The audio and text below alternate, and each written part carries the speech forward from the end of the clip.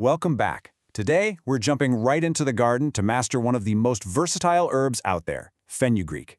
Whether you're in it for the aromatic seeds or those delicious leaves, we're going to cover everything you need to know to take it from a tiny seed all the way to a homegrown spice.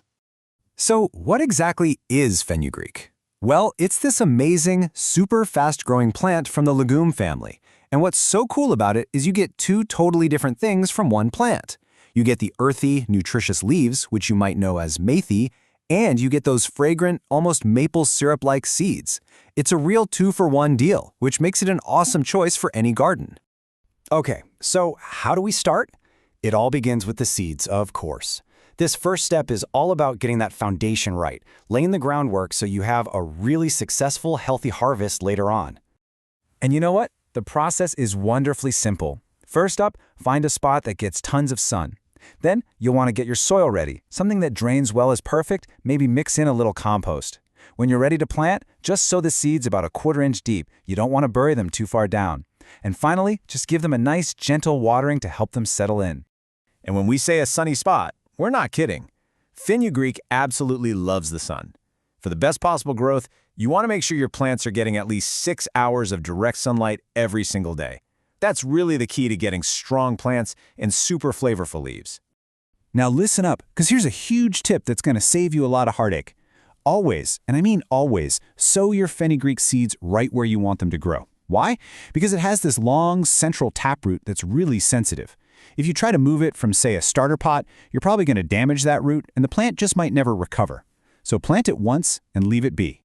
All right, so your seeds have sprouted. What's next? We're moving into the caring phase. And the good news is, this plant is pretty low maintenance. You just have to keep a few simple things in mind, and they'll basically thrive. So you want to keep the soil moist, but definitely not soggy, right? Nobody likes wet feet. Make sure you pull out any weeds that pop up so your fenugreek doesn't have to fight for nutrients. Keep an eye out for pests like aphids. But here's the best part. Since it's a legume, you don't really need to fertilize it. It pretty much takes care of its own food. And this is just so cool.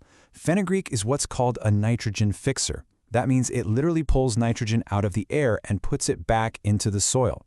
So you're not just growing a crop for yourself, the plant is actively making your garden soil healthier for whatever you decide to plant there next. It's a total team player.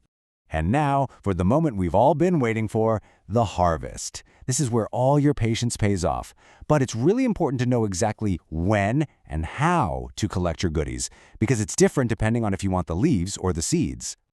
Okay, so you've got two different game plans here. If it's the fresh leaves, the Methi, that you're after, you can start harvesting really early, when the plants are just 4 to 6 inches tall. That's usually just 4 to 6 weeks in. Just snip off the top part and it'll keep regrowing for you. Now for the seeds, you got to play the long game. You have to wait for the plant to flower and then form little seed pods. Once those pods get yellowish brown and dry, that's your signal. That whole process takes about 3 to 5 months. So let's just look at the whole timeline. In about a week, you'll see those little sprouts pushing through the soil. Then, just a few weeks later, around week 4 to 6, you can already be enjoying your first leaf harvest. A couple of months in, you'll see flowers, and then, between months 3 and 5, those seed pods will be all ready to go.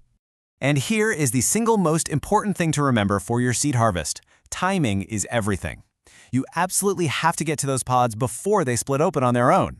If you wait too long, the plant will just drop all its seeds on the ground, and you'll lose that amazing spice harvest you worked for. So there you have it. It's a really rewarding, pretty easy plant to grow with a fantastic payoff, which really just leaves one last question to think about. Now that you know exactly how to do it, what incredible dishes are you going to create with your very own fresh harvest?